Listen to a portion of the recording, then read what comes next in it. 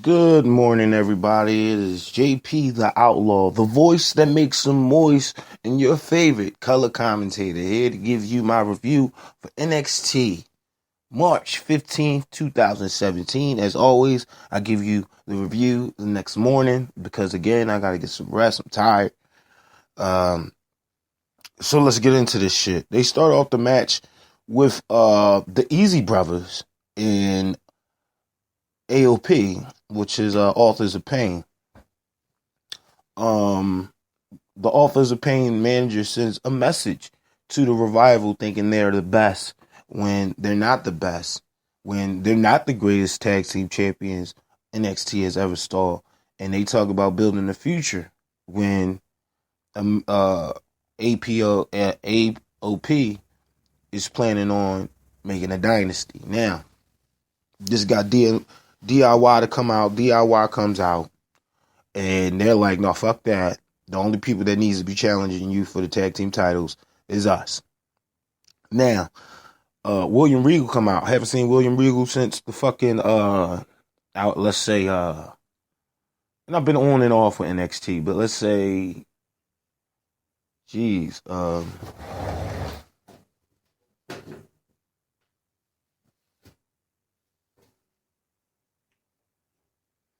let's say I haven't seen him since the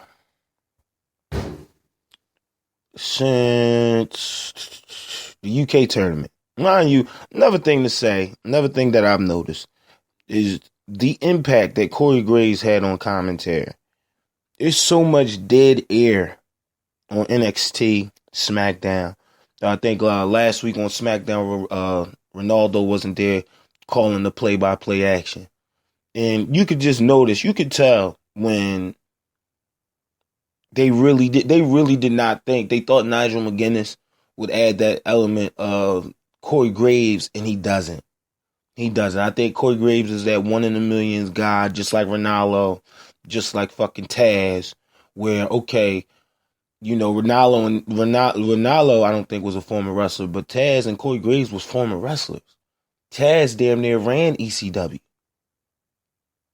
So, with that being said, here you got a guy with a good mindset for the biz. I think Taz's biggest problem was the writing staff and the creative staff. Like I think it was Tom Phillips' pervert ass that ultimately got Taz out of it. I'm not sure, but I just wanted to comment on that. You can tell the difference. You got Nikki Cross versus a jobber. I didn't get her name. I think it was Alaska something. I don't fucking know. At the end of the match, of course, Nikki Cross wins. End of the match, Ty Dillinger and No Way Jose comes out to attack Sanity. But Sanity gets the upper hand and turns on them and winds up leaving them beaten and battered in the middle of the ring. Make Ty Dillinger watching everything. It's crazy. So, we go into the main event for the NXT title. Now, this match was a good fucking match. You got, fucking KO. KO gotta hit the gym. Let's put it out there like that. He gained some weight. He's been around for over 20 years, and I think now is his time to pop. I don't know if they brought him in as an enhancement talent, which knowing them, they probably fucking did. But I think it's time for Kassius Ohno to get the NXT title. It's been a long time. He was one of the original NXT guys, like when NXT was becoming NXT, not that dumbass talk show. So I think I definitely think it's time for him to get the title. I would rather see Bobby Roode versus Shinsuke at TakeOver. I think that's TakeOver Dallas or whatever. But I would rather see them two for that rematch. Shinsuke Nakamura is well on his way to being 3-time NXT champion. If he loses to Bobby Roode, I would shoot Shinsuke Nakamura straight to Raw. That's it. There's nothing else you can do with him. Him and Joe has won the NXT title twice. And the fact that when you got Kassius Ohno, you knew Joe was moving up. It was either Joe or Shinsuke. I knew Joe was moving up because you rarely saw Joe on NXT. You get what I'm saying? So I would rather see especially in that big money match, something like that. I would rather see Bobby Roode versus Shinsuke. But during this whole match, Shinsuke was watching. He was in the background lurking, making sure that nothing went down. And of course, Bobby Roode with his ring awareness against fucking KO. KO hits him with a roaring elbow. Boom. Knocks Bobby Roode out the ring. Then he hits him with a big kassius Ohno boot from the corner. Knocks Bobby Roode out. Bobby Roode kicks out. Bobby Roode reverses his next roaring elbow and hits him with a backbreaker. Not only a backbreaker, he jumps up and I think he hits him with a glorious DDT. I think that's Bobby Roode's finishing move. And easily 1, 2, 3, and that's it. There you go. So I'm not surprised that Roode kept the title. I think he should. I think Kassius Ohno is after WrestleMania. I think that's something you want to have. He'll be on NXT until SummerSlam. Guaranteed that he'll be on NXT until SummerSlam. I just think that, they got to get more talent in there. You got to get more talent. Yeah, I mean, you're bringing in jobbers that I don't know if they work for the company or if they're just jobbers, but you got to do something with them. The Easy Brothers, who the fuck are they?